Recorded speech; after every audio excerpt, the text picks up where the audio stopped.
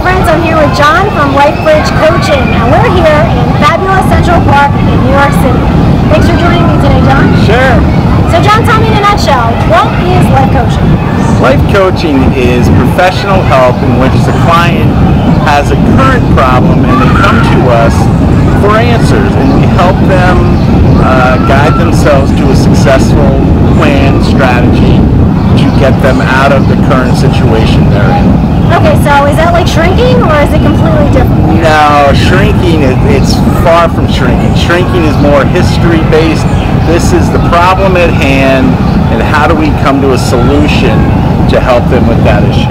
So, do you have to just have like a lot of issues, or what if I only had one issue, but I really couldn't find a solution myself, and I thought maybe someone like you could help me? Yes, we welcome people with one issue. What we do is we channel and focus on that issue and provide them a solution together. We ask them a series of questions in which they basically find the solution themselves that will work best for them. Okay, great. So everyone knows two heads are always better than one. Professional guidance can definitely get you a solution a lot faster. Yes, absolutely. Every life coach is different. What do you specialize in? I specialize with clients with chronic illness, relationships, and emerging adults, which is the 22 to 30 generation. You mentioned chronic illness, and that's a specialty of yours. So what is it about you that makes you able to really relate to people with chronic illnesses? Well, I'm not a doctor, but I'm a patient, and I have a chronic illness myself, and I have spent hundreds of hours on this research about my chronic illness. Read thousands of pages. I've asked numerous doctors all sorts of questions. I became educated on my illness. When it comes to your illness in particular, what was it like when you received your diagnosis? What did they say, and how did it make you feel? My initial diagnosis was liver disease, and initially I experienced some relief, believe it or not. I was told I was given 2 months to live, and I had to develop a game plan in terms of what I could do to live longer than two months. And I'm proud to say 7 years later, I am very healthy and doing quite well. That's absolutely a miracle. Would you call it a miracle? Would you call it determination? Or would you call it a little bit of both? I would call a little bit of both. There was a lot of hard work, a lot of soul searching, a lot of education, a lot of everything, a lot of family support.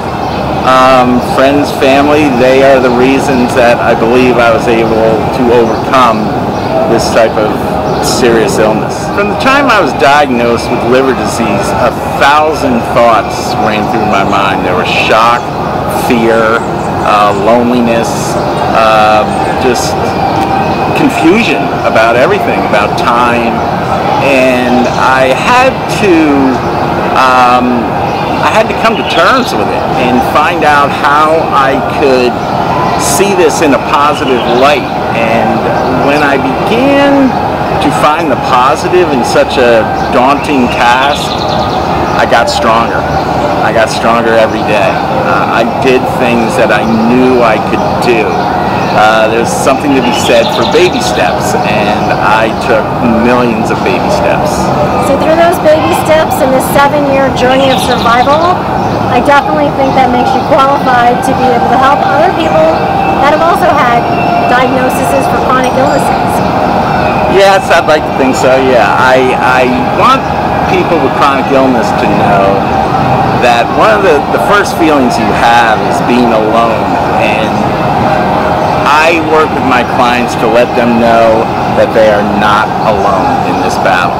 I feel that my illness has been a gift to a certain degree, because when I go for a checkup now, I go into people and talk to them about the same problem we have, and that we will pull through this together and give them hope. I find what you're sharing, John, is amazing. And unfortunately, there are so many people out there that have received similar diagnoses, even though they'll be for different diseases. So how did that change your outlook on life, or did it? I feel it did. I feel that my illness was really a gift. I began to reconnect with loved ones that I've had from years ago. I call it my emotional camera. I took snapshots in my head of special moments I had with people. I really treasured all the time that I spent with anybody, and looked at everything in a positive light. This is a very tough situation, but I can promise you there is always positive in it. You got to find the positive, and there is hope. I was given the diagnosis of liver disease, and I was given 2 months to live. I felt every emotion that you could possibly imagine. Fear, regret, fright, everything, depression.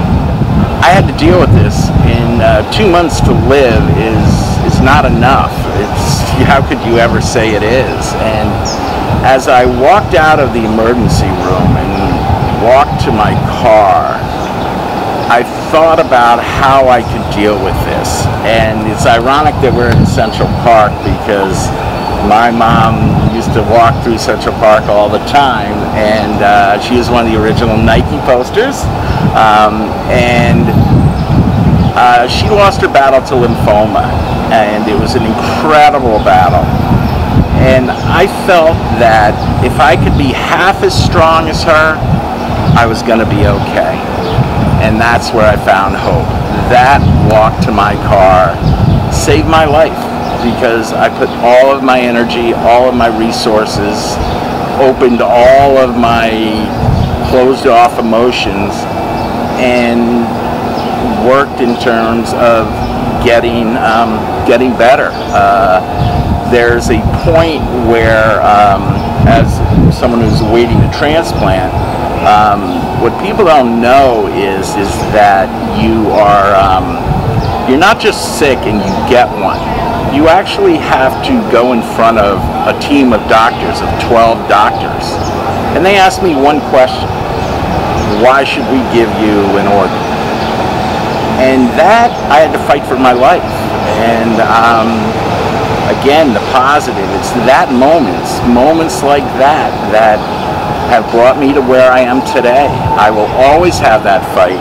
And if you're having a chronic illness, please call me. We will talk, and you're not alone, and you can do this.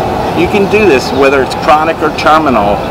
You can find happiness. Before I was sick, I don't think I was happy, and now every single day I find the happiness in every moment. I find time to laugh, I find time to love, and I find time to just like a tree. I remember when I was first diagnosed, walking out of my house, I noticed the green of the grass, and it was so green, and the stars twinkled so much.